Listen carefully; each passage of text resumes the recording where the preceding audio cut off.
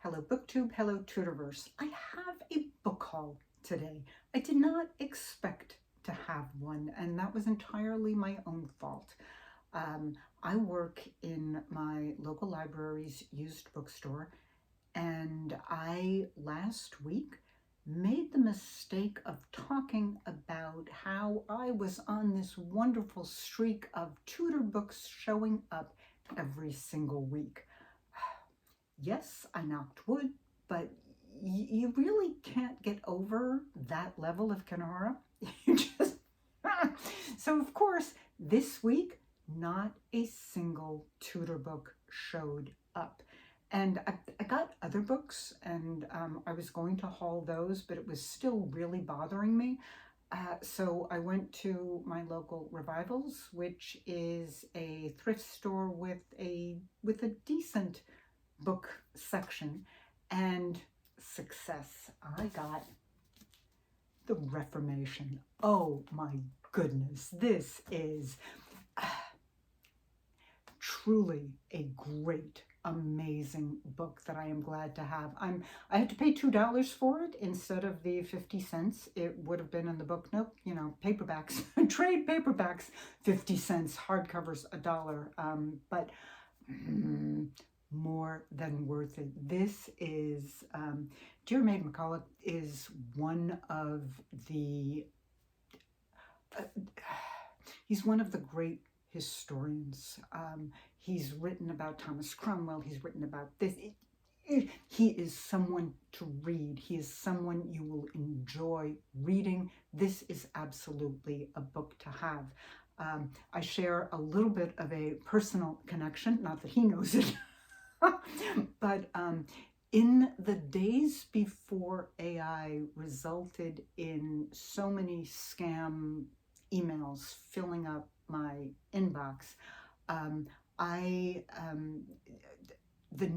narrator, an audiobook narrator, reached out to me, and she said very modestly that she had some Tudor creds, and I looked her up, and Anne Flosnick narrated The Reformation, and because of that I had to have Anne Flosnick narrate Nothing Proved. So I share that with this book, so I definitely very proud of that one and very happy to have this. And now I can move on to the other books that I would have had to haul if by themselves if I hadn't grabbed this. They're good books, but they're not Tudors, so I hesitate. But if you stop watching, then you've seen the good ones. Making the Mummies Dance.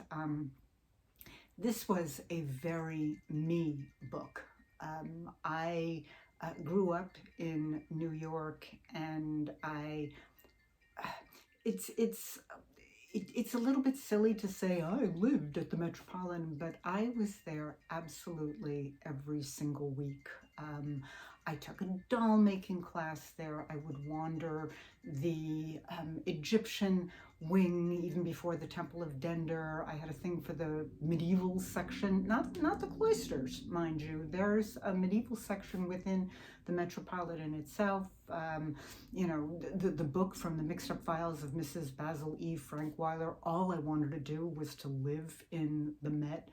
And Thomas Hoving, who wrote this, his years were my years. So this was, I started reading it because it was a bit of a slow day on Tuesday. I am loving it. The idea of going behind the scenes at the Met. I did have one wonderful experience going behind the scenes at the Met, because my best friend, when I was growing up, her father dated an assistant curator of modern art, and we got brought through the secret hallways next to with paintings in their packages, and it was incredible. It was amazing to walk past all of that. I'm loving this one. Just Kids by Patti Smith. Her memoir of her time with Robert Mapplethorpe. This was also my New York, though it was a little teeny bit. We did overlap. It was a little bit earlier than I was, but I had read this. I definitely enjoyed it because, again, me. It's all about me. I got cute little Louis L'Amour. I am getting ready for June on the Range. I have not yet participated in June on the Range, but I'm holding this off until then. That'll be fun. Entangled Life by Merlin Sheldrake. This was incredible. I devoured this book, learning about fungi, learning about how there is an entire world underneath that connects the different this I'm going to reread it, maybe not right away, because I do have a bit of a towering pile, but this was absolutely wonderful. It is probably going to go on my shelves as opposed to the family shelves. The difference being that even though I am happy to have people read it, I don't want them taking it. And basically, the books that are on the family shelves are kind of, they get pulled out and taken away a bunch. So I think I might keep this, although how could I not share? I can just hope that the library will provide once I stop talking about a streak that does not exist. And finally, Encyclopedia Brown, Boy Detective. Talk about me growing up. I loved this series growing up, and I have a Nana closet that I've always had a Nana closet. I am very proud of the fact that you can bring kids over to my house, and I have something for basically every age. Not right now, mind you, but I'm building that back up, and this is a key entry in that continuum.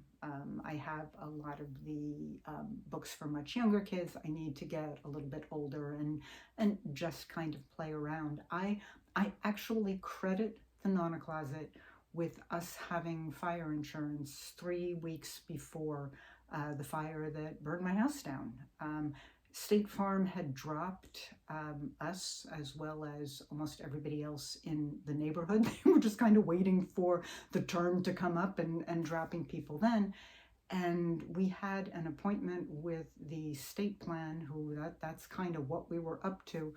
And the woman who came over to inspect and make sure that our trees were far enough away from the house, there had been a bit of an emergency, and she brought her 5-year-old with her. And for a minute there, it looked like she wasn't going to be able to do the full inspection. And then we went to the Nana closet, and that 5-year-old was completely enthralled while my husband showed the insurance woman around. She approved it. Our application got through, and as I said, 3 weeks before the fire, we had insurance. So yes, this was an important book to have. So that was it. It was a good haul, despite my own hubris in talking about my streak. I will not be doing that again. I will simply be grateful for everything that shows up. Have a good weekend.